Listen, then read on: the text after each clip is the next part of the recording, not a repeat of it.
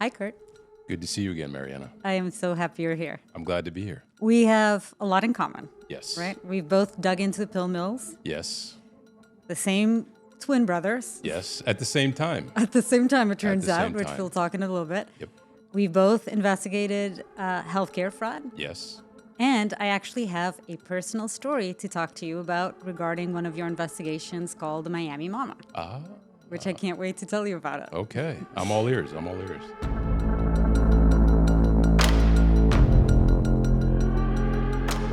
Okay, so let's start from the beginning. As much as I know about your current work or your past work in the past few years, I don't know a lot about you. So when did you realize you wanted to join law enforcement? Or what did you want to be when you were little? I wanted to be a scientist, and that's what I became. So that was my original job. I worked in the pharmaceutical industry for a few years, and I had a part-time job and happened to meet a couple FBI agents, and just one thing led to another. This was in the mid-1990s. So I originally joined the FBI. I was recruited to work as a forensic scientist, forensic biologist in the DNA analysis unit of the FBI. I did that for a few years, then left the lab to go to Quantico, get my free gun, and go catch bad guys. So that's. And what made you want to join the FBI? It just seemed like a great idea. It just seemed fun. And my mom always taught me, strive for excellence, and that was excellence. And still is excellence, quite frankly. Were your parents happy when you told them you were joining the FBI? I think my mother was a little nervous, but they were very proud. They still are. My mom's passed away, but she was very proud. And yeah. And initially you were working in a lab, right? Can you tell me Correct. about that? What were you doing? So the FBI laboratory, when you're a DNA analyst, it's rape, robbery, and murder. It's mayhem all day long because it's DNA from homicides, serial killings, serial rapes, other violent crimes.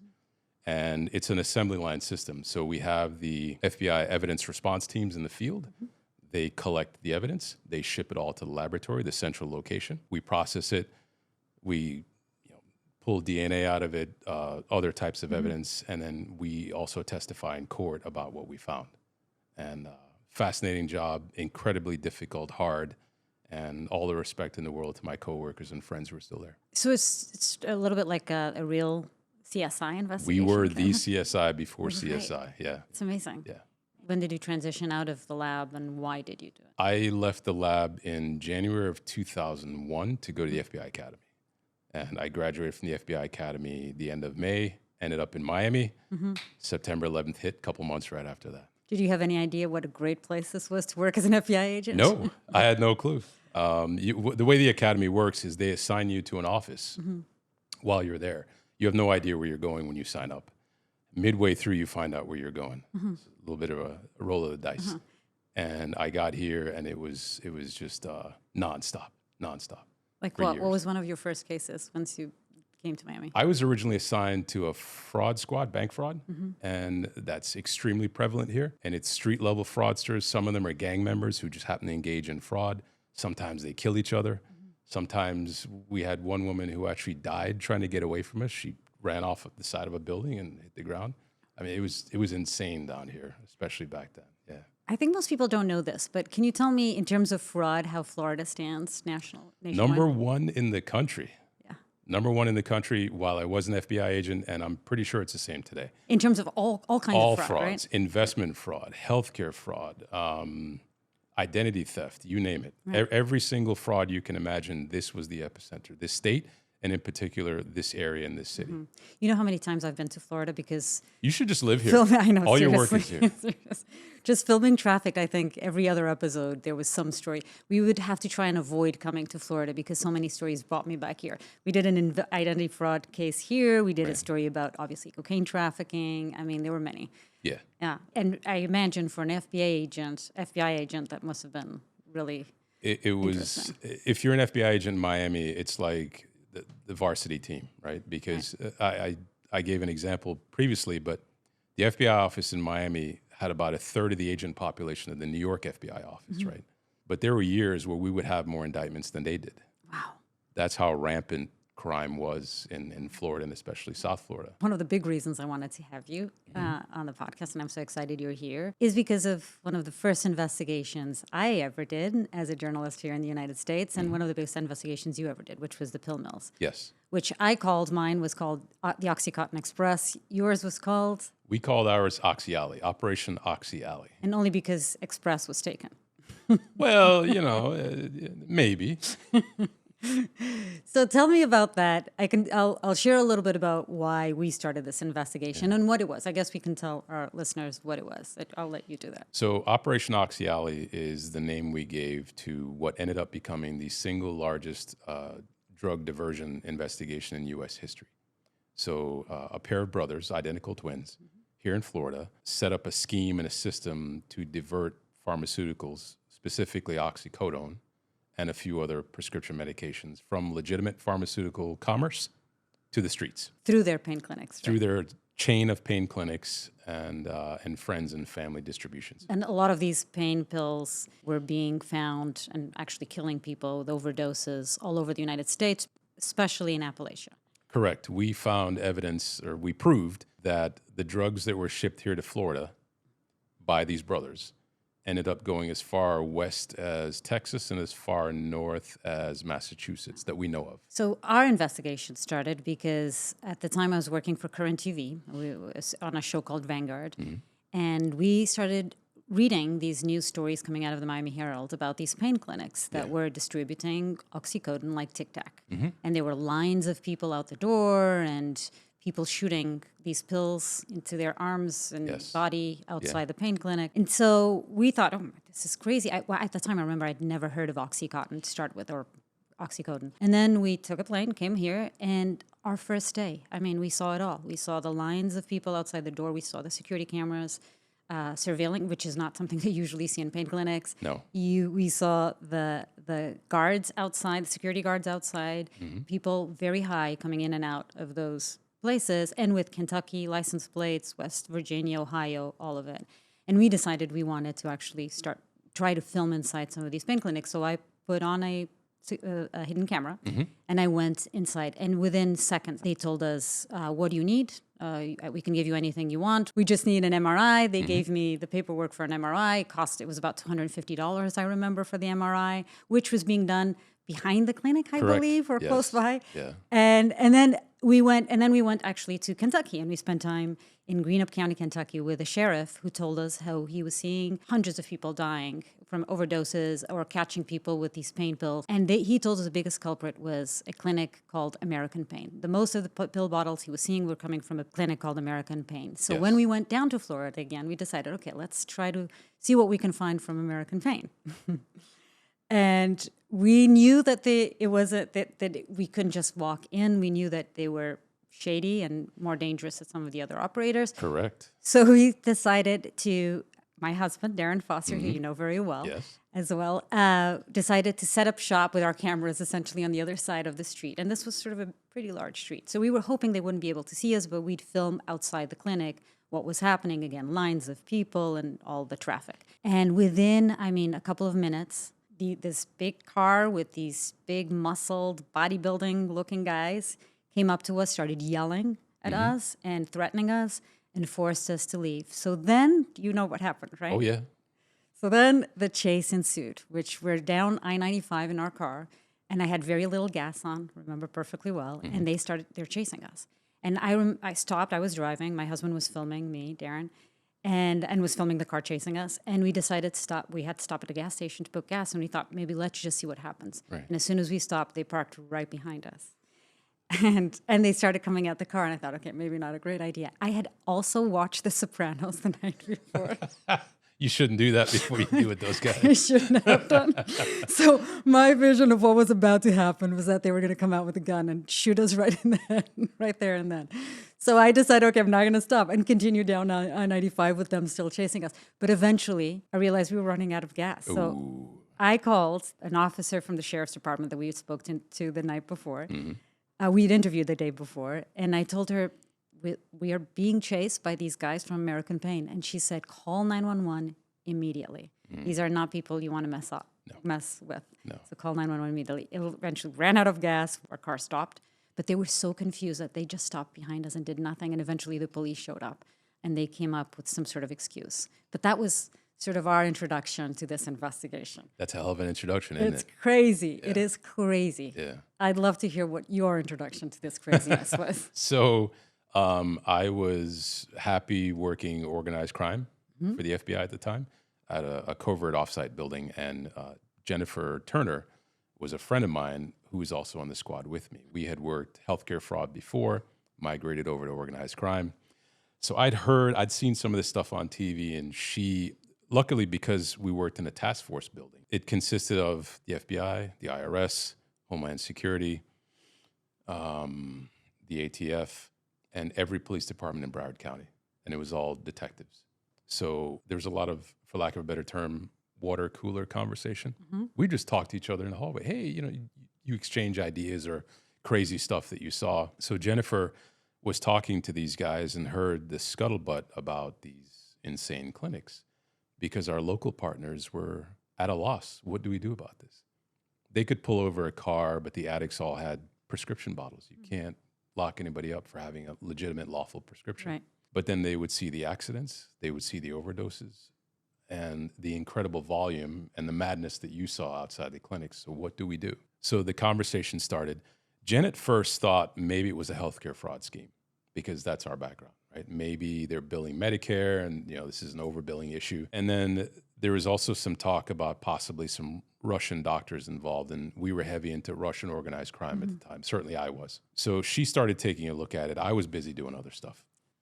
And about 6 months into it, she very quickly realized that it was blowing up and she was going to need more help. So I was asked to join the investigation, and I did a few months into it and worked it with her. But we would talk about the local coverage. We would talk about some of the other incidents we'd heard about. We heard about you. Okay, how did you hear about what we were I doing? don't recall how the discussion came about, but we heard about you, and then we saw it on television later when you did the OxyContin Express. But you found out that we were doing the investigation at the time. We didn't find out about you that day, but we found out that you were investigating because you weren't the only one. There are a couple of other, I'll tip my hat to you, intrepid journalists, right, who were actually onto these guys and harassing, I don't want to say harassing them, they deserved it, but looking into what was going on. So you heard about our investigation, I guess. Also, we were actively trying to get Yes. at you Yes. or other FBI agents. At the time, we didn't know your name, you particularly, but we were trying to get the FBI to talk to us. But because there was an ongoing investigation, you guys wouldn't talk to us. We don't talk. Right. We'll talk to you afterwards. We're not going to talk during. For several reasons. One, you don't want to tip off the bad guys that the feds are onto them. Just not a good idea. Right. And two, you could theoretically compromise what happens in the courtroom afterwards. So the way the FBI works is we look at investigations, we look past the end of the investigation to what happens in court. Our goal is a conviction, not just an arrest, right? So because of that, you want to protect the integrity of the investigation throughout the course of the investigation. So that means you keep your mouth shut Right. until it's time to talk. It's interesting, Kurt. I get asked a lot. It's, I think, one of the number one questions I get from from filming, these black markets for so many years. And people ask me, since you have all these contacts and these sources, does the FBI or does law enforcement ever reach out to you to find out more about your sources? And I always say, you don't. I've never gotten a call from any law enforcement agency about, my sources, asking me for my sources. So I want to ask you why that is. I know why that is, but why do you think that's important? There's several reasons for it. One, people don't realize that the federal law enforcement in general, and especially FBI, and most law enforcement in general, draw a very hard line at the First Amendment, right? The appearance of impropriety is as bad as impropriety, right? We don't ever want to be seen influencing journalists. We also don't want to put your life at stake because you don't have a badge and a gun and the protection of the U.S. government, right? So that is something we generally do not do. The only time I've ever spoken to journalists is at the conclusion of an investigation, right? I may follow up and say, hey, I know you spoke to that guy. We'd like to talk to you about, but that's after the fact, never during. Right. I never even thought about the security angle of it. It makes total sense because if I were to, rat on my sources, I would be in danger. Yeah. And obviously it's about the freedom of press. Yep. The independence of press and the media is very important. Exactly. Now, I will tell you this. I have developed and recruited plenty of informants in my time, lots of them, right? From all walks of life, all professions. Never a journalist, not once. Have you Just tried? not done. No, it's just not done. Is it something that is known within law enforcement that it's just not kosher to do so? I can't speak for every law enforcement agency, but generally speaking, that is my experience. I have never once met a journalist who was an informant. I've met informants who worked for other agencies, the DEA in particular, Homeland Security, the ATF, the Secret Service, our own informants, tons of them. Not once have I ever met one who was a journalist. It's just not something that's done. Right, and it shouldn't be done. No, I'm very we happy just don't with do that. it. Yeah. Which takes me back to the reason why you didn't contact us when we were investigating something that you were also investigating at the same time. Yeah. And the thing is, too, you would probably be obligated to talk about talking to us, right? We could say, hey, please don't say anything, but, You never know. no. So we're not going to jeopardize, not that we didn't trust you, but we're not going to jeopardize the integrity of a large investigation when we have other methods of finding stuff out. So you started investigating these pain clinics, and Yes. what was some of the most shocking things that you found right off the bat? We could not believe what we were seeing on several levels, right? So the first thing was the doctors. Most Americans, and I've said this in other media outlets, most Americans are raised to see doctors as the healer, right? These people were drug dealers with white coats. Right. That's all they were. And in my mind, I'm thinking, why would you go through that much school and the difficulty of the exams and the certification and the licensing to work for a guy with Nazi tattoos and cut off shirts? Right.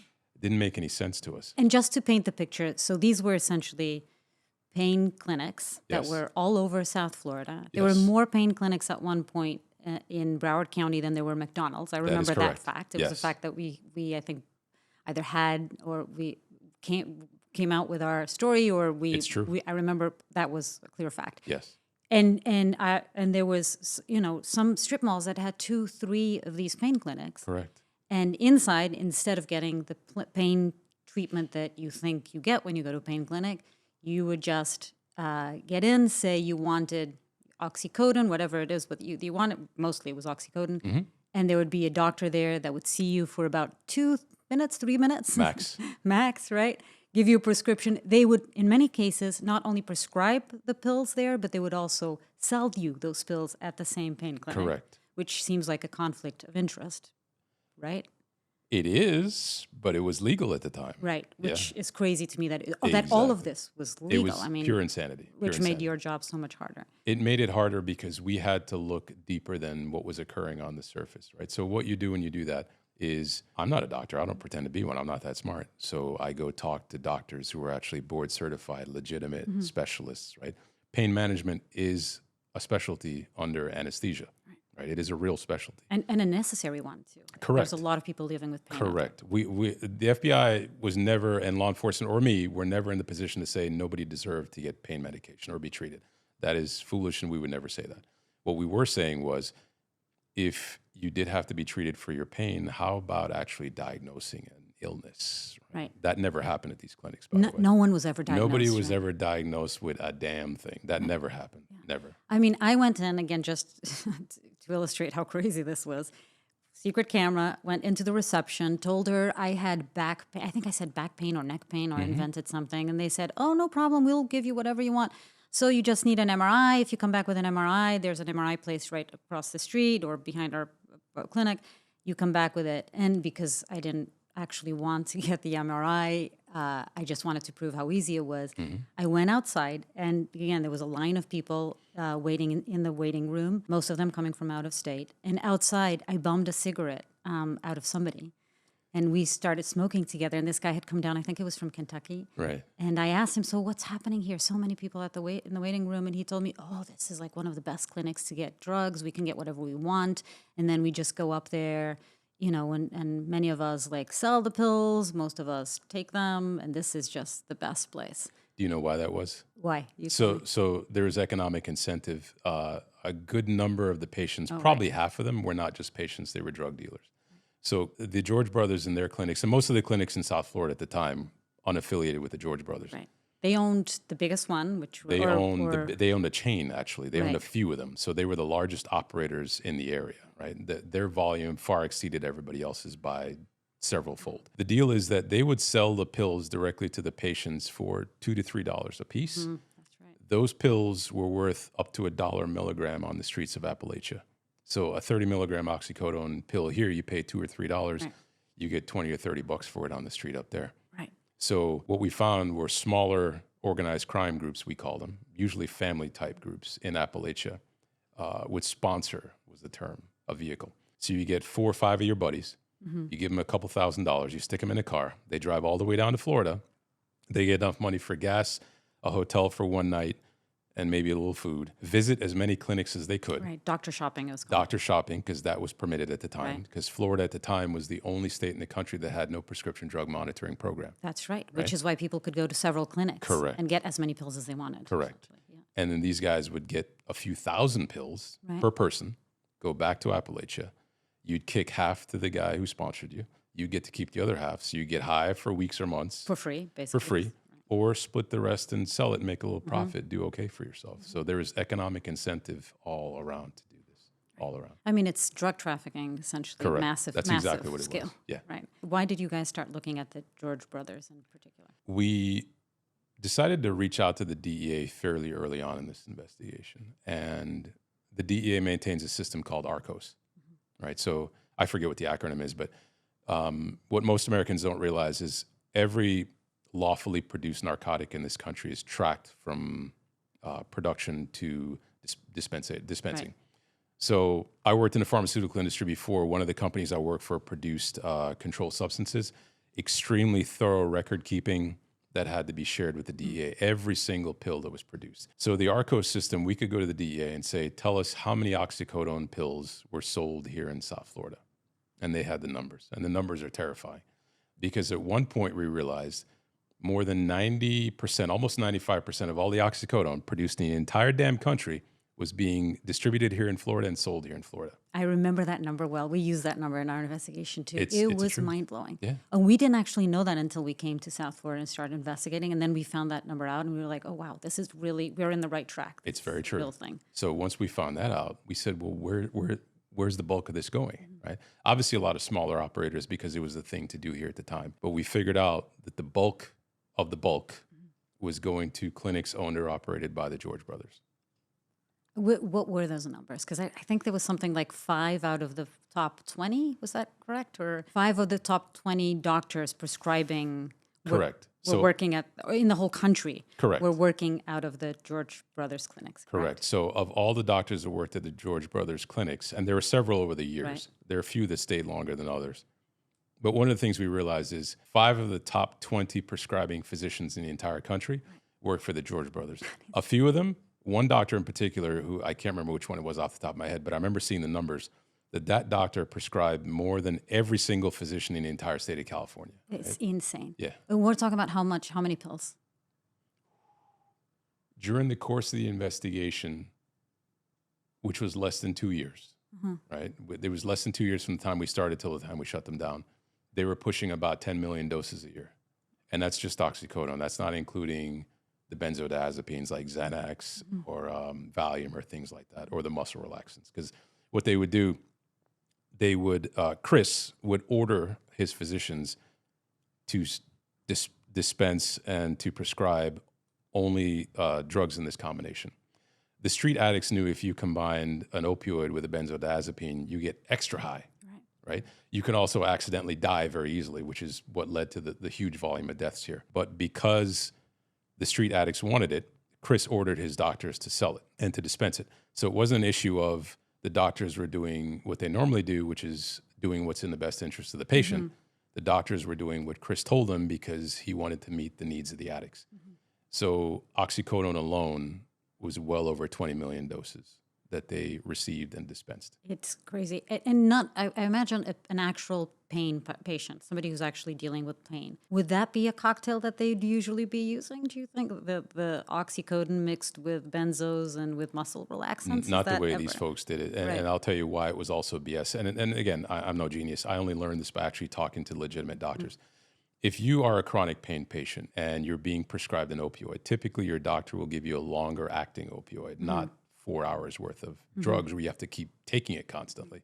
And then maybe they'd prescribe you a lighter dose of something shorter acting if you had, quote, breakthrough pain, where for some reason your drug stopped working. The George brothers would prescribe typically, I can still see the prescription pads in my head, anywhere from 120 to 240 or more, 30 milligram oxycodone pills. Then another 15 milligram oxycodone pills for breakthrough pain. Right. You understand that the logic, that it's BS. You don't do that, right? And then another 60 to 90 of the muscle relaxants. Right. I mean, so, you don't even get that amount of Tylenol at your home, let alone. And for perspective, right? So for your listeners, if they've ever been to the doctor and had an oral surgery or something, typically you may get Percocet, which is 5 milligrams of oxycodone and 350 milligrams of acetaminophen, if I remember correctly. So you're talking about 5-6 times more than your average. What would happen to us if we were to take that cocktail right now? I'd be unconscious. I would too. Yeah. Yeah. And that's on the low end of the cocktail. Part of the reason we saw so many people die is because they're just not keeping track. They're popping pills like candy and they're gone. So I remember one of the first people we interviewed when we got to Florida was a mother of, she had 2 sons, Maureen Barrett. Her older son, Drew, had already overdosed with his wife. They both overdosed the same day. And Todd was still sort of trying to get clean, but still sort of using. And we filmed him actually as he was abusing oxycodone. And Maureen showed us, her son, I think, had died less than a year before. And she was showing us the pain pills, the bottles. And this was exactly what she was telling us. They gave him 200 and something pills from one clinic, 180 from another clinic. Yes. Who needs these many pills? No one. No one. I will say this. If you are an end-stage cancer patient, right, you've got some horrific renal cancer, God knows what, and you're in the last stages of your life where you're in horrible pain, absolutely give that person everything they want. They're probably bedridden anyway, right? After we served search warrants on American Pain and the other facilities and shut them down, we seized almost 30,000 patient files.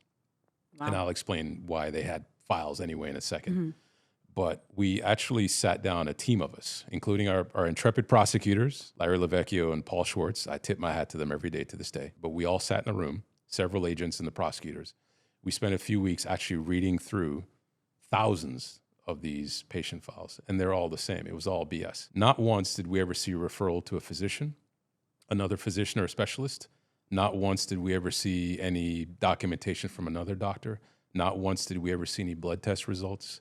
Not once did we see anything beyond the doctor rubber stamping and making some notes and the MRI single-page report. Not even the full images, just a single page. And the MRI was just so they could have some sort of paperwork. Window dressing. Window dressing. Yeah. You talked about before why the MRI. They wanted to have some legitimacy surrounding their process, right? And we called it the dance.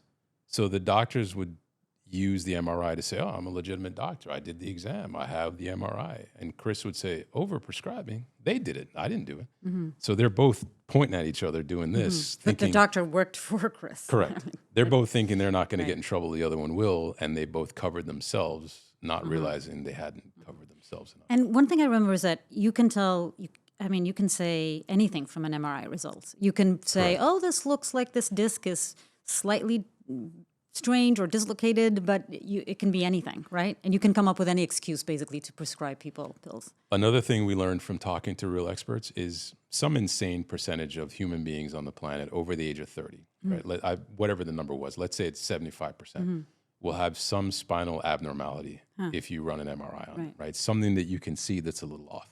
It doesn't mean it's end-stage pain. Yeah, or maybe it doesn't even cause anything. pain at all. Right. Yeah. If you look at mine, it's probably scary to look at, right? But I'm in no pain. Right. So you can't, they would use that as cover because, the patient claims they're in pain. And here at the L5, right, you're like, oh, okay. So back to the George brothers. So you realized looking at these doctors that a lot of them were actually working for the George brothers. Correct. And then what happened when you start looking into their operation? How massive was their operation? The first thing we figured out was the volume of pills. That alone told us all we needed to know about the size. Then we started looking at the individual physicians. Well, who are these clowns, right? These aren't real doctors. This has to be fake. That's when I first learned that there is actually an underbelly to the U.S. medical community. I had no idea this was a thing. Broken people who ran into some issue in their professions who would do anything for money, right? Sometimes I remember it was like retired doctors, or sometimes it was doctors that ran into problems but weren't disbarred, right? They weren't kicked out Correct. of They the all still had medical medical licenses. license. Yeah, that was a requirement. And on top of that, Chris had a deal worked out with his physicians. He would pay them $1,000 a week to essentially rent their DEA control number. So he would order massive amounts of pills under their names and the clinic, right? So it was self-serving that they had medical licenses. But that's not the only way they were paid. They were also paid a percentage per That is pill, correct. right? They were Can you explain paid. it? They were paid by the head. So in other words, however many patients came in, they got a cut of that, right? 50%, if I remember correctly. So They had an incentive to see as many patients, as many as you could, and we had doctors seeing 50 plus patients a day. which is insane and almost impossible. I mean, you're not actually seeing them. Correct. It's not almost impossible. It is impossible. Right. Right. And It's impossible. And so what were they doing? So the people would go into the clinics, and what would happen? The people would, and the only way we know this is by talking to the physicians later when they finally confessed, right? And some of the patients who we got to cooperate, and also surveillance video. There was no surveillance video inside the clinic itself, inside the exam rooms, but there was. Chris was paranoid. He knew that he was servicing a large group of addicts who were unpredictable, and sometimes they steal stuff, sometimes they resort to violence. So he had an extensive network of surveillance cameras throughout the clinic. So we could track people from the minute they walked in the door to sitting in the waiting room to getting their exam to walking out. So What you mean you could track it when you started actually looking tapping into these? Well, we didn't tap in. We actually, when we served the search warrants, we seized the DVR. Okay. Right. So the job But you were doing wiretaps at the time. we as were well. doing wiretaps, Okay. right? That was before the search warrants. We did the wiretaps, but the biggest kicker for us when it came to patient time or how this actually worked was to look at the video. So that was my job because my coworkers laugh and joke about me being slightly obsessive compulsive, but sometimes that comes in handy. So I sat in a room for a week and watched real time these videos and took notes. And I averaged out from the time a patient's foot crossed the doctor's office threshold till the time they walked out. The average time was 3 minutes and 45 seconds. Wow. Right? So there's no exam being done at all. And on top of that, I talked about the patient's files before. When we looked through the patient files, the doctors would check off all these exams that they'd purportedly done on these patients. When we took those exam sheets to real doctors and said, hey, what's this exam mean? How long does it take to do that? And we had several legitimate board-certified pain and management specialists look through the exams and go, all this would take you about an hour and a half to do. Oh my God. They were doing it in another 3 minutes. They're either the most magical doctors you and I have ever heard of, or it was all BS. Yeah. I'll vote for BS. I'm just saying. And one way for all of Chris's bad things, he actually has an incredible business mind, right? Because one of the things he did, tell us about the stamping, how he got the doctors to stamp. The stamping. Right. So Chris, he realized very quickly that he wanted to churn patients as fast as possible. He realized that was a way to make a profit, right? So how do you speed up the process? Well, let me get a bigger facility. Okay, let me hire more doctors. This still isn't going fast enough. How do I do this? And he would look at his process very carefully. He was, to his credit, he was the original criminal efficiency expert, right? He would look and realize that the doctors were spending maybe 2 minutes to write a prescription or a series of prescriptions, one for oxycodone, one for this, one for that. So he went and ordered rubber stamps. It's the same 3 drugs anyway, in slightly different dosages, but why bother writing? So he just got all of them, an array of stamps. He just stamp them out, sign it, and off they go. So you reduce your exam time by another minute or 2. How much money were the doctors making, and how much money did the brothers make? I'll start with the doctors, and I'll compare and contrast for you. Okay. So 2 of the doctors we arrested were former emergency room physicians. They were making $300,000-$400,000 a year as emergency room physicians, but that wasn't enough for them. They went to go work for Chris, and in a year, one made $1.2 million, the other one made about $1.1 million in a year. How many days a week were they working there? 4 or 5, usually 7 or 8, never more than 8 hours a day, never. Do you think obviously they were, but I wanted to hear your perspective on this. They were aware that people were dying because of what they were doing? Yes, they were. They saw the news stories. You know, for me, when we did our story, when the OxyContin Express came out, one of the biggest regrets I had was, not that we would have been able to, but was not having been able to actually secure an interview with one of these doctors. I would have loved to, and we never did. They are rightfully ashamed to this day, I think. I don't know if you'll ever get any of them to talk because they built up in their minds, and I'm not putting on a profiler hat or anything, but we could very easily tell that in their minds they'd built up a defense mechanism to justify what they were doing. In other words, hey, I'm just handing out medication. I'm a doctor. I'm allowed to do this. This is fine, right? They ignore the news stories. They ignored what they saw in their own waiting rooms. Because, again, I'm watching the video. There's at least one day where I saw one guy faceplant in the waiting room of the clinic, just passed out from opioid withdrawal or whatever. Oh, my God. It took a couple minutes for one doctor to came out, looked at him. They called an ambulance, took him out. Nobody treated him. Two of the doctors were actually carrying guns under their lab coats because they were afraid of these obviously out of control people. Patients. Right? Right. So no doctor who ever worked in that facility can ever tell me that they didn't know what was going on. Matter of fact, it wasn't just the doctors. We knew that pretty much all of the clinic staff knew what was going on because, and I said this in another venue, when you talked about the addicts being found by law enforcement, deceased with the pill bottle next to their name, law enforcement's first tactic for the death investigation is to call the clinic. Hey, I need some patient files. This guy has all these pills. He's dead. Talk to me. Those extensive patient files that they kept, their window dressing to cover their own asses, right? One of the disturbing things we found as we went through those files, we would see the notation D/C, handwritten in some of these patient files. And what the hell does that mean? And we started backtracking and realized those people are all dead. Whoa. So Was what deceased? Deceased or in their own black humor, right? Discharged. Because if you're deceased, you're discharged, right? So they knew they were getting the calls that people were dying who just left their clinic. And deceased, put the file away, next. And to me, that's what's even more reprehensible about all this is that, you know, the George brothers had a history of going outside the law, right? They had a history. They had ran a steroid company or like they were dispensing steroids illegally, right? Yes. But what was reprehensible to me was the doctor part of it, because these are people who, you know, they're the Hippocratic oath. They promise to, you know, treat their patients well, and then they're knowingly killing people. Jen and I and the rest of our team, we had a fantastic team from the DEA, several other FBI agents, and a few other agencies. But Jen and I shared the bulk of the responsibility, especially later on in the case. And one of the things we figured out for one particular doctor is that in a 12-month period, she was working at that clinic for a little over 12 months, maybe 13 or 14 months. Do you remember her name? Cynthia Cadet.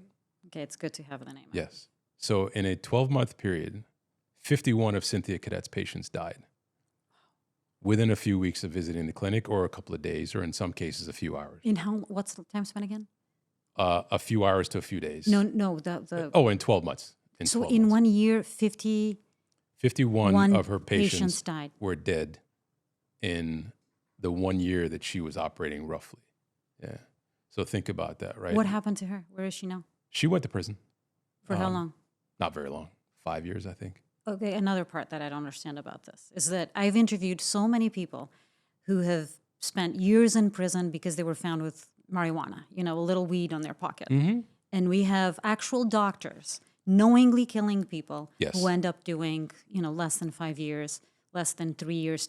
I mean, some of them don't. I mean, you had people in that case that didn't do any time in prison. Yeah. This makes me so angry. How does it? I'm sure it makes you even more angry. Than Oh, me. you have no idea. I would grind I was angry for several months at the conclusion of this case, but I'll share the short story with you.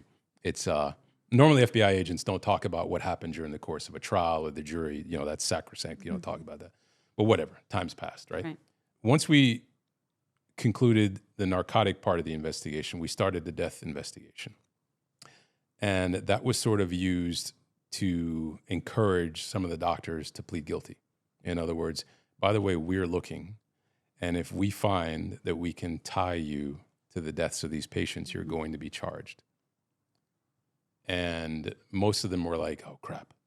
I'll just plead guilty to the drug trafficking, money laundering, whatever, and call it a day. Two of them, Cynthia Cadet and Joseph Castronovo, decided that I didn't do anything wrong. I'm going to go to trial.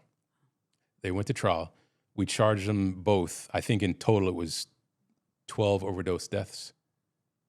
And I think we may have dropped 2 counts for long story on that. But either way, 10 or 12 overdose deaths that the two of them were responsible for. She had more than he did. We found out when the verdict came through They were found not guilty on any of the deaths by the jury and guilty of the drug trafficking and money laundering conspiracy. And we had a juror reach out to us a few months or weeks later and explain to us, we said, hey, it's really not appropriate for you to talk to us. I don't care. I want you to hear what I have to say. Mm-hmm. She was so upset. She was crying because she said 2 of the jurors decided that, junkies are junkies and it's their fault if they get high or they die. And these doctors, you can't blame them for this. And they refused to convict on the death counts. So they held up the jury. So what ended up happening was a compromise verdict. Because again, this was an 8-week trial. Mm-hmm. These people were sitting there for weeks, a couple of months. They just wanted to go home. And these 2 chuckleheads are holding up the works. Okay, fine.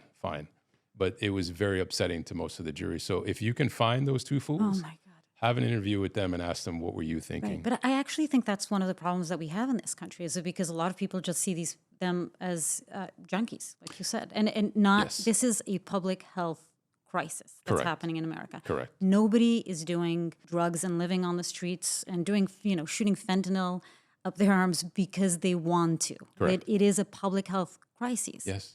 And it's not, no one, it blows my mind every time. I mean, if you look, I've reported extensively on the opioid crisis, and if you look at since we started investigating this, I think in the last 20 years, more than 1 million Americans have died from the opioid crisis. Correct. And if you compare that to 9/11, and I've said this publicly again, is that 3,000 people died on 9/11. We reorganized our government. We spent billions trying to protect this country. Mm-hmm. And yet 3,000 people die every week in this country with both the opioid crisis and also alcohol and other drug abuse. And it seems like very little is being done. They're amazing people like you who are trying to go after the bad guys. We tried. We're not actually looking at the origin, the center of the problem. A few things I'll say. One, you hit on the number 3,000 during September 11th. That's one of the things I brought up in other media outlets is when we concluded the death investigation, we took all 28, almost 30,000 of those patient files I mentioned, digitized them, scanned them. And we had an analyst compare all of the patient names and social security number and date of birth to the Social Security Administration's master death database. We just did a random sampling. So we pulled 100 names, let's say. 10% of the names that we ran all came back deceased. So if you multiply that by 28,000, 30,000 patient files, theoretically, you're talking about 3,000 people dead from this one group alone. Just one pain clinic, or just one group alone, like you said. Yeah. These are the pain clinics that were run by the George brothers. Correct. Right. And by the way, that's only the people that we could prove went to the clinic. Right. Don't forget, there's a secondary and tertiary market, right? The guys I mentioned before going back to Kentucky selling on the streets, whoever they killed, we have no idea, right? Because those are street pills. It's the guy's got 5 pills in his pocket and the rest are in his stomach, right? So the number is off the charts. And the sad thing is, yes, some people see these people as junkies, but if you spend time, which I know you did, as I did, with the family members, a lot of times the grieving mothers. I will never forget the interview we did with Maureen Barrett. Her son, Drew, had just died from an overdose. Her daughter-in-law, same thing. And a year after our investigation, her other son, Todd, also died. Directly because of his drug abuse and because of what happened with the pain clinics here in Florida. I want to say something else, too, based on what you just said. I've had a lot of friends and family ask me, well, how is this different from the heroin epidemic in the 60s, 70s, early 80s, where a lot of people were addicted and died there? And I try to explain to people, the heroin epidemic in the United States, if you were using heroin, it was very clearly understood that what you were doing was wrong and dangerous. Mm-hmm. Everybody understood that. The users, the law enforcement, everybody understood that.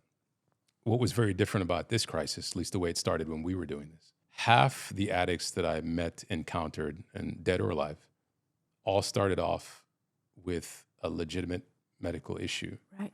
Were overprescribed, became addicted very quickly, and either ended up dead or just on the streets. Right. So in other words, they had no idea that what they were being prescribed by their doctor could cause them this problem. Absolutely. Where their brain chemistry would be altered after a week or two, where they could not then survive without this drug. Yeah. You've met addicts going through withdrawal. Absolutely. It's not And I've heard the exact same stories. Yeah. We did a follow-up story after the OxyContin Express. It was called Gateway to Heroin, which was about how it was becoming more difficult to get their hands on oxycodone, so people were turning to heroin. Yes. And we interviewed a young kid called Frank in Massachusetts, who was an athlete. He was in high school football team, star athlete, great kid, Yeah. loving family, and had an injury while playing football, went to the hospital, was prescribed Oxycontin, and within like a month of leaving the hospital, he was shooting heroin up his arm. Yes. These are stories that I've heard again and again all throughout this country. We saw it. We saw it firsthand. And at one point, the American Medical Association encouraged doctors to treat pain as the fifth vital sign. But there was no training being given in medical schools, or almost none, on addiction treatment. Mm-hmm. So you have a whole class of doctors coming out who are being told to aggressively treat pain, but no complete understanding of what that means and the potential downsides. Right. And then along comes Purdue Pharma. Right, I was going to bring that up. That actively lies and markets this drug and pushes it to these smart people who are missing that little nugget of knowledge, right? Right. So they lied by saying that these drugs were not addictive. Completely lied. Right. I think their advertising actually said it was like a 1% addiction rate, which is bullshit. Right. That's not true. And do you think they knew they were lying? Yeah, they knew. They knew. It's been proven. This isn't Kurt McKenzie saying this. This is multiple courts, media outlets, civil court, criminal court. But we knew this at the time. I just couldn't speak out at the time about it because I knew there were other investigations going on. But yeah. What happened to Purdue Pharma and the family that owned Purdue Pharma? They got sued out of existence, basically. And there was a lot of call for the Justice Department to actually prosecute the family. I wasn't a part of that. Did any of them, I know the answer too, but did any of them do any time in prison, even though they knowingly lied? And no.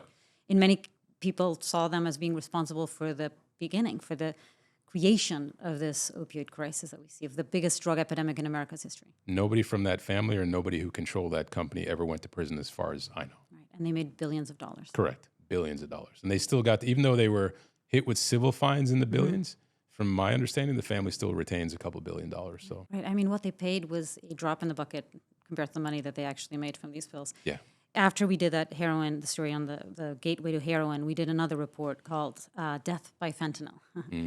And this is because we had so many sources, people on the streets, law enforcement. I got a call one day from a guy, an amazing narcotics agent in California called Bob Pennell. Do you know him? No.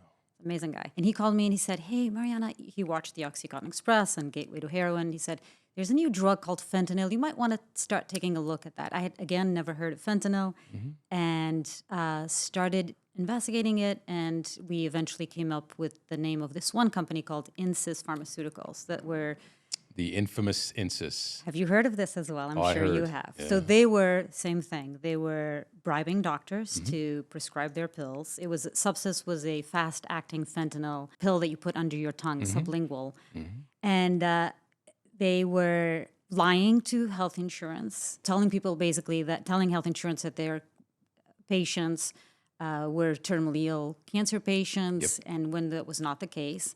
And basically prescribing people that had, or asking doctors or bribing doctors to prescribe people that had like headaches, to prescribe them fentanyl. Same behavior pattern. Same thing we saw, just different company. So it was exactly the same thing that had happened with Purdue. Yes. A decade before, 15, 20 years before. This new company was doing the exact same thing, same pattern. But in this case, we actually, through our investigation and through the incredible work of law enforcement in that case, they actually were able to put the head of John Kapoor was the CEO, the owner infamous of this company. Dr. Kapoor. Yeah, he was the first head of a pharmaceutical company, and I believe to this day perhaps the only one that ever did time in prison, although he only did 2 years in prison as well. Yeah, I'm not aware of any others that went to jail. Talking about going to jail, one of the things that, I talked earlier about the trial and how frustrated we all were and, angry and what have you. The upside is that we got so much publicity from this case that we sort of created a blueprint for how to conduct these investigations, because I'm not aware of anything on this scale or of this type being done before. Right. So we would get calls, both the agents and the prosecutors, from agents all over the country, from other agencies. Hey, could I talk to you about how you did X, Y, or Z? And they called you about this case particularly? Yes. So what you started to see over time was more and more people going to prison, right? Which was unusual before. It was rare for doctors to go to jail before. Now it's much more common, right? Because the investigators learned that this is the critical evidence you need to establish this, and look out for that. And it's made a difference. So now, if you look at news stories, it's not uncommon to see doctors going to prison for overprescribing. Yeah, it's getting better for sure, but it's still very hard. Why do you think, what needs to change? Do you think, what needs to happen so that less street dealers go to prison and more, I mean, not that I don't want them in prison, but why is the balance, the scale so unjust right now? And we're not seeing more of these people that are actually making millions of dollars, the doctors, the pain clinic owners, the pharmaceutical company owners. I've said this before in a few public outlets, but the answer to the American drug addiction problem is not law enforcement. No, It's not. We are a small part of the solution if everything else goes wrong, but it's in treatment, it's in education, it's in legislation, it's in multiple areas. It's in the medical community, right? Which is where it started, like I told you. Yeah. Treatment and education for doctors. It's not with law enforcement. And it's in Congress and it's It's politicians everywhere. that need to change. It's everywhere. It's what you saw with our case was a reflection of systemic failure, right? I'll give you an example. And I'm going to be very careful about what I say because I'm not in any way trying to malign the DEA. But if you want to produce opioids as a manufacturer, you have to get permission from the DEA. As these manufacturers increased their production quotas, every time they wanted to increase every year, they had to go to the DEA to get permission to increase, right?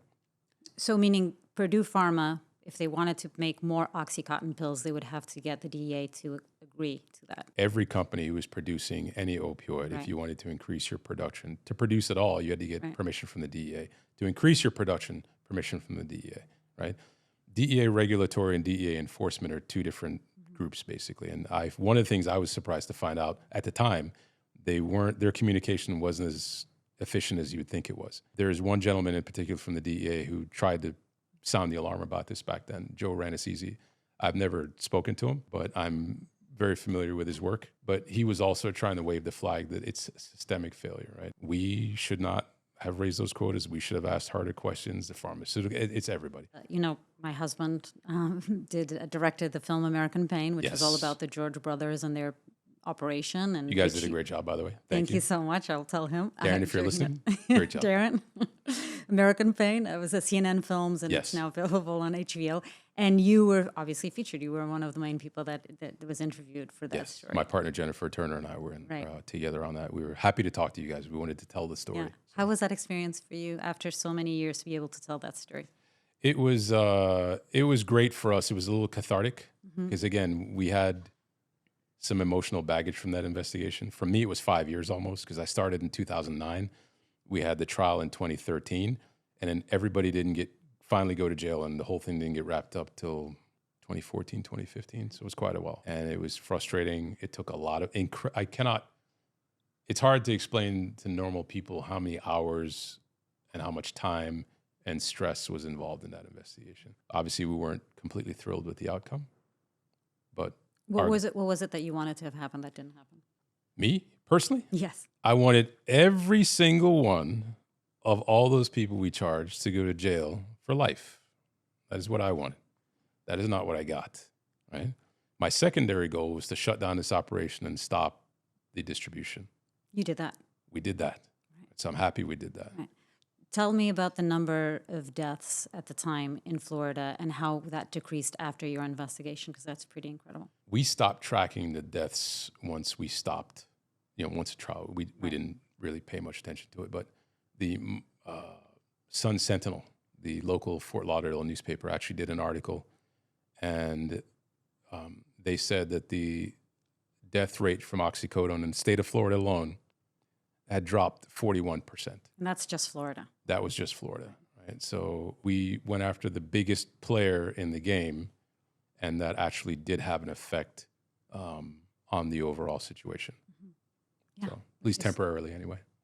Right. Another investigation that you did that was really fascinating. That's the one that I have a personal story for you, which is about you guys called it the Miami Mama? I'm not going to butcher this. Yeah, we call that one Operation Miami Mama. Yeah. What was that about? So that was a birth tourism case, right? So For your listeners who aren't aware, it's not as big as it was now, but there was at a time in this country, pregnant women coming to the United States for the express purpose of giving birth to their kids here so their kids could get U.S. citizenship. And the first time I'd ever heard of it was an investigation by Homeland Security on the West Coast involving Chinese women. And Homeland Security busted up that crew and locked up a few people. We started seeing it here on the streets of South Florida, but it was Russians. And as we dug into it, we realized that, again, the FBI model is to go after the biggest offenders in the game. And two of the biggest clinics here handling these women were a clinic called Miami Mama and another one called Status Medical. These were also clinics. These were also clinics. Yeah, these are also clinics run by criminals, basically. So. And what did you find out? And wait, okay, maybe I'll tell you my story right now. Yeah, I want to hear your story. Which is, I used to rent my house in LA through Airbnb. And once I rented, and it was a Russian man, a Russian doctor. I know. I think might be an accessory to the crime. Please, that you no more investigator. Airbnb, Mariana. No more Airbnb. It's just... So the Russian doctor. Yeah. So I had our cleaners come in and clean the house while these people were renting our house. And I thought I was renting the house to a Russian doctor. And my cleaners, when we came back from, I don't know, we were traveling, told us, there was a baby who was born inside your house. And so this was a Russian family. I didn't want to investigate this much more. I should have just given you a call. And I'm now somehow part of your own investigation. But it turns out, I believe what happened, I'm not sure, but I believe what happened was that, yes, he was a Russian doctor who had Russian families coming into the country to pay him to deliver their babies in these Airbnb homes so they could become American citizens. Yes. So what we found out was that this was occurring here in Miami. And much like you, who you at least knew you rented your house out. What we found here, these two clinics, and I'll talk more about Status Medical because they're a little bit more aggressive with their and a little bit better organized too. They would advertise in Russian and in English on websites in the United States and in Russia. It would say in Russia, born in the USA. It was a big banner on their website. And they would charge anywhere from $20,000 to $120,000. Oh my God. To the women to come to the United States. And it was a la carte concierge service. At the low end, you got your OBGYN, right? And your hospital visit and all that stuff. On the high end, you got a translator, you got an apartment, you got a driver. Nice right? Airbnb. You got nice Airbnb. And the women would come here to have their kids and then immediately turn around and go back to Russia with the American passport in hand. Now, you're thinking to yourself, why is that big a deal? They're not staying here. They're not, getting welfare, the usual things that would make Americans angry. But I try to encourage people to think past that. These are now U.S. citizens who are going to be raised and indoctrinated in Russia. Their parents, because your average Russian person in Moscow makes maybe $800 a month. They don't have the money for this. These are the elites and the government connected in Russia, right? That's who's having their kids here. Right. So they're going back. They can very easily come back in 30 years plus and run for president if they want to. Right. It's a national security That risk. is correct, right? They are playing the long game. We are sitting here watching them go right by. Right? So do you think that was actually the case, that there were Yes, some of I'm them that were convinced. high connected? I'm convinced. I know it, right? We had several informants who told us, one told us in particular that he had friends in the Russian government who were aware that this was going on and they were all for it, right? They wanted to support it because they knew exactly who all these kids were. So now the Russian intelligence services, you can start when you're 18 years old. So now they have people to go mine. They have a ready population of people to be their next generation of spies. So it's not just an economic incentive. I thought that for sure, I'm sure the majority of them is just because they want their kid to have an American citizenship so they can, if they want to come to the United States one day. That's part of it. Right? Yeah. But you're saying that it's not only economical, it's also political. It's political, but very quietly political, right? And it's economic, but it's not. The wealthy Russians understand that they stay wealthy at the whim of Vladimir Putin and his cronies. You don't get to be rich or do business unless you're playing ball with the right people. It is very easy to piss those people off.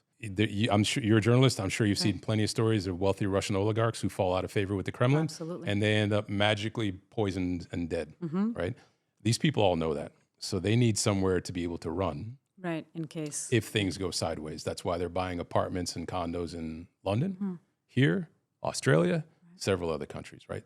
So yes, they're looking for a back door, but also they still have their friends that they're dealing with, and their friends know where their kids are born. It's very subtle, right? It's very subtle, but it is occurring. It has occurred.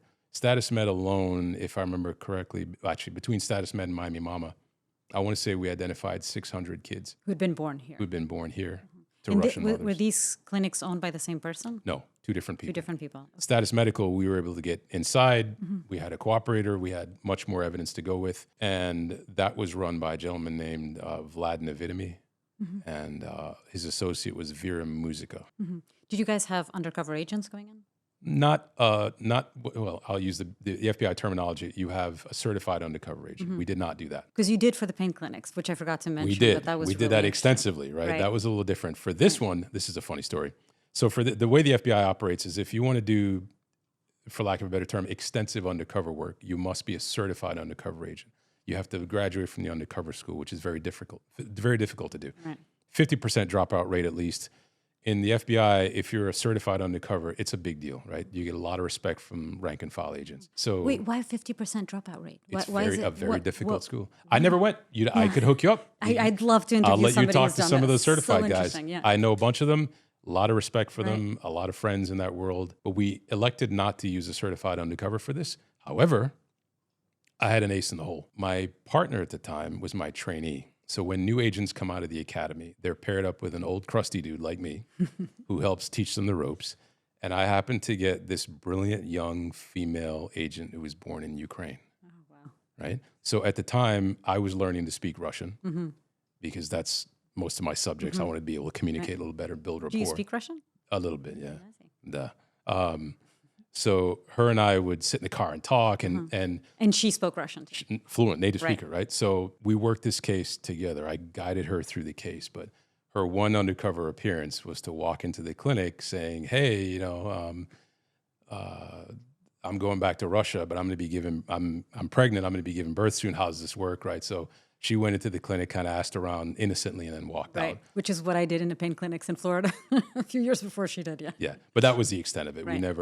We never went any further than that. Quite frankly, we didn't need to, because the records are what got them. Right. And what That's was that? how. So we paired up with the State Department. Right. The State Department's investigative wing is a group called DSS, Diplomatic Security Service.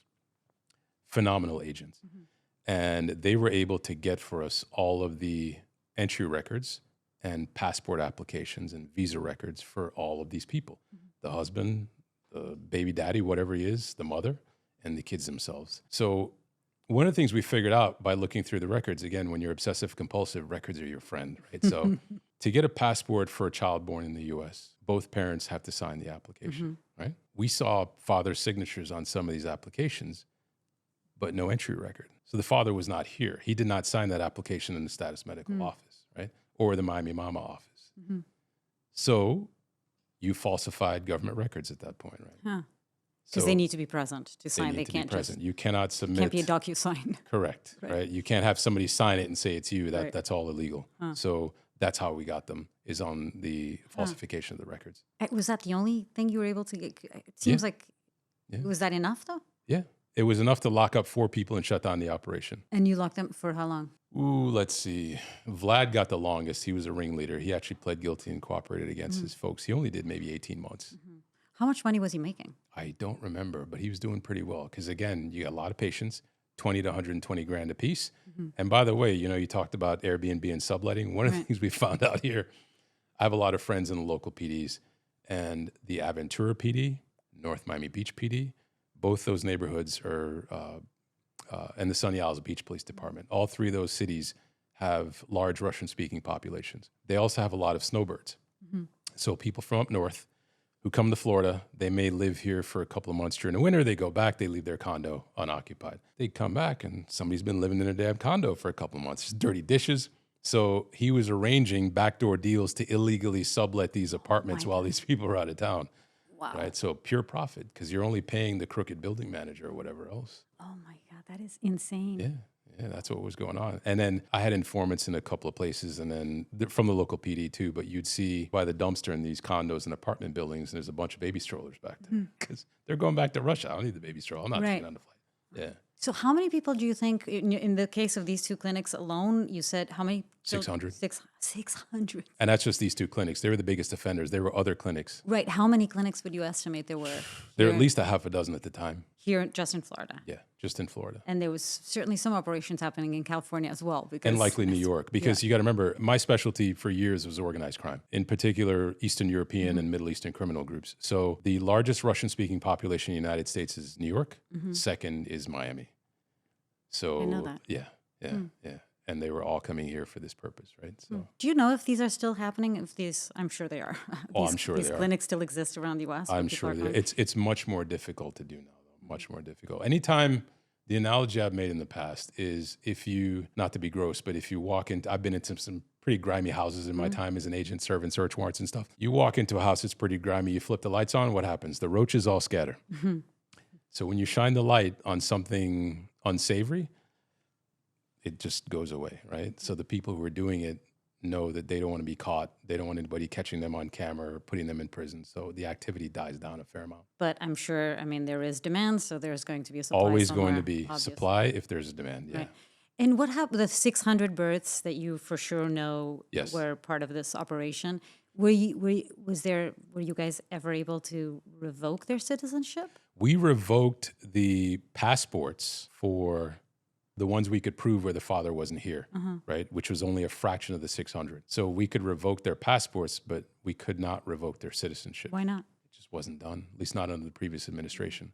So now the current administration may have a different view, and that may change, which as far as I'm concerned would be a good thing.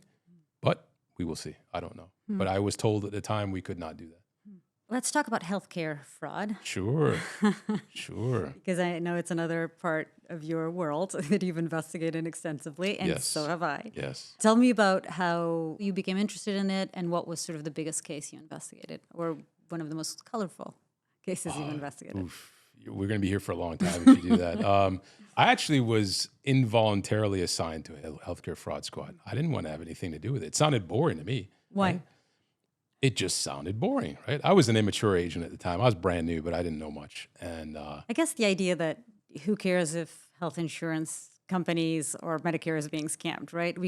There's no actual bad guy behind correct, all this, right? But There's then not a you- face. Yeah. Then you get into it and you realize, oh no, there are plenty of very, very bad people here.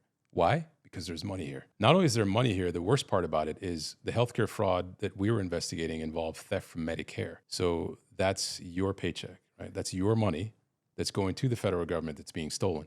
One of the things the FBI established very early on when I was working these cases in 2004, 5, 6, at that time, the federal government's budget for health and human services / Medicare was $550 billion, give or take. Now it's over $800 billion. Wow. At that time, 10 to 15% of it was being stolen outright. What? Yeah, stolen outright. 10 to 15%. Yes, yeah, stolen outright through fraud. And that's all our money, basically. That's your Being money drained. out of your paycheck. So if you look at your paycheck, look what's going out for Medicare, and take 10% of that, and it's going in some dude's pocket. And this is just Medicare. Which ticked me off, by the way. That's why course. I was motivated newly once I found that out. Right? Like, oh, no. Right. My money. And I think, when it's Medicare fraud, you kind of understand why people would get angry. I think sometimes what happens when it's health insurance scams or fraud is that people think, who cares? These are big companies. Nobody really likes health insurance companies anyway. You're Who gonna cares? pay. But we are going to pay as well. They got to raise your premiums. You're going to pay. Right. And I will say the health insurance companies do a better job controlling fraud than Medicare does. I remember getting to arguments with people from Medicare about thefts and losses I was seeing in cases. And their attitude essentially was, listen, this is how the system's set up. We really can't do a whole lot about it, which is incredibly frustrating, especially when you consider the largest healthcare fraud case I had was a husband and wife and maybe 30 of their associates tried to steal $400 million from the U.S. taxpayers. They got $200 million. How? They set up a scheme with, if I remember correctly, fake durable medical equipment companies. So picture this. You're a Medicare recipient. You go to a provider, a doctor's office, or a clinic, or a durable medical equipment company that sells artificial arms and legs. God forbid you have diabetes, you lost a foot, I need a prosthetic limb. You go to these providers. Getting a provider license was easy. It was a joke, right? Once you got that license, you have a license to bill Medicare. So they would do two things. One, they would either buy out a small business that was already existing and already had a license and just latch themselves onto that. That company may bill the government for $10,000 a year, $20,000. Now it's $1 million, right? For these prosthetics or for... There were no prosthetics. There was nothing. They're just submitting the paper. It's all paper. But under whose name? Like, who were they pretending needed those prosthetics? They would steal, because another thing I found out is there's a whole underworld where you can buy entire lists of patient names, social security numbers, dates of birth. Oh, wow. They're bought and sold on the streets of Miami and other cities, right? Right. So you're an enterprising crook. You buy a small existing business that makes nothing, that has a license. You go find another guy on the street and you get a sheet of names. You get somebody who knows the billing process. You submit those bills to Medicare. You're going to get at least 50% reimbursement, which is what my people did. 400 million, they got 200, and it's in their pockets. And there was no, they weren't actually spending any money or treating anyone or seeing anyone. Their operation was just filling All on paperwork paper. and That's sending Yes. it to Medicare. They purportedly had 50 clinics, right? There were 50 locations that Right. they purportedly were doing business with. They were acting as the biller, and these 50 clinics owned by their 30 friends were legit businesses, quote unquote. I personally wrote all the search warrants for all 50 of those locations. There wasn't a damn thing in any of them. Right? Nothing. There was no... Little shop, little sign. A couple of them had maybe some paperwork, an artificial limb or two. There was no business being conducted. Nobody working in there, nothing. It was all They fake. weren't even trying to hide the fact that they were doing this. I just saw a very similar case. We were investigating these rehab scams all over the country, and we landed actually in Arizona, where because of the Native American population there, it's very easy if you're Native American in Arizona to actually get insurance. Because of COVID, they were trying to make it easier. So all you needed to do was give your Native American ID number, make a phone call, and you'd get insurance, and pretty premium good insurance. Yeah. So there were all these bad actors that set up these sober homes and rehab facilities that weren't actually real, and they weren't actually providing treatment for the most vulnerable of people. People who actually had drug addiction and alcohol addiction and really needed that help. Yeah. And they would bring them into these rehab facilities and charge insurance or Medicare for sometimes, like we heard, $10,000 a day. Yeah. And provide nothing. Yep. We heard of some Zoom calls that they were having, that their therapy sessions were Zoom calls where 400, 500 people would be on these Zoom calls with one doctor or one therapist. That's pretty bold. It is so bold. I mean, but not much more bold than the story that you just told. Yeah, and again, it's like exploiting unintended consequences too, right? Because they're trying to do good and make it easy for people to get the insurance and the help that they need. Yeah. But at the end of the day, there are people just lurking around the corner trying to make a buck. One of the things I neglected to mention before, I can't speak for the Native American population, but here in Miami, one of the things we also saw is that the patients, the Medicare beneficiaries themselves, were in on the scheme a lot of times. So the fake providers would not only buy lists of information off the street, but it was not uncommon for them to go down to certain neighborhoods with a van, round up some homeless people or homeless-looking people, or just old folks in an old folks' home. Hey, we're going for a ride, casino, whatever. And then it will give you $200. Just go visit this clinic. Right. It's body brokering. We saw the exact same thing in the rehab industry, the exact same thing, where people, former addicts or current addicts, were being paid, here's $100, go look for people on the streets. A lot of times it was homeless people in California or in Arizona, and they would bring them to these fake rehab clinics. And they don't care, because it's not that they're paying a premium out of their pockets, right? They're seeing a $200 when they don't have any money, and they benefit from it, right? And sometimes they'd round these people up once a week and hit these facilities. And I talked about durable medical equipment. That was a big scam back then. They've moved on to other scams. Another scam, I had one guy put in prison. He was running a fake laboratory. So he was associated with sober homes who said, okay, we're a sober home. We're going to do drug testing for all our patients. We're going to send them to this lab. Is it the That doesn't urine, exist. the urine testing? Yes, Was it urine? the urine It's called test. liquid gold, actually, in the Yes, rehab correct. world, as you Correct. probably know. Exactly. I've heard about this too. Exactly. We had one of our whistleblowers who told us about she had been in one of these sober homes run by one of the worst actors in California who runs many of these sober and detox facilities. Yeah. And she was telling us, that they would basically give her weed and drugs on the way to get her urine test because they wanted it to test dirty. First of all, they wanted everyone that in their care to do it like once a week because they could charge insurance $1,500, $2,000 per urine test, hence liquid gold. But also they would give them drugs so they would test dirty, so they would go through the cycle of detox because you can really charge insurance through if you put a patient through detox. Yeah. And people were dying and overdosing. Yeah. And And one more time, nobody cared. and nobody cared. Yeah. Yeah. Yeah. It's crazy to me. Yeah. Yeah. Now that we've had all this very depressing conversation, Yeah. but important. I mean, I am forever grateful for the work that you do because as journalists, we try. can investigate and we can get whistleblowers to talk to us and we could sort of shine a light. But you guys are really up there on the front lines, getting people that need to be behind bars, which is pretty amazing. Yeah. We tried. And in many ways, it's a very thankless job. Tell me about that part, like what that means to you, and if you think that it's become more thankless recently. It's become much more difficult, and I'm not going to talk politics, but between people's perception of law enforcement in general, it becomes much more difficult to do the job, which was already difficult to do in the first place. What your average American doesn't realize is that suicide is prevalent in law enforcement. Quite frankly, more of us kill ourselves than are killed by bad guys every year. We have a 70+% divorce rate, myself included. So you will, if you do this job properly for long enough, it will hurt you in some way, shape, or form. But you do it for a few reasons. One, you do it because it's the right thing to do. You care about your family and friends. You don't want these people on the streets getting to them. You care about the country you live in and keeping it in one piece, and you'll do whatever it takes to do that. And to be honest with you, part of it too is it's kind of fun in some respects, right? Yeah. It's crazy. You have to be wired a little wrong to have fun at that, but that's why we do it. But it does have a price. Right.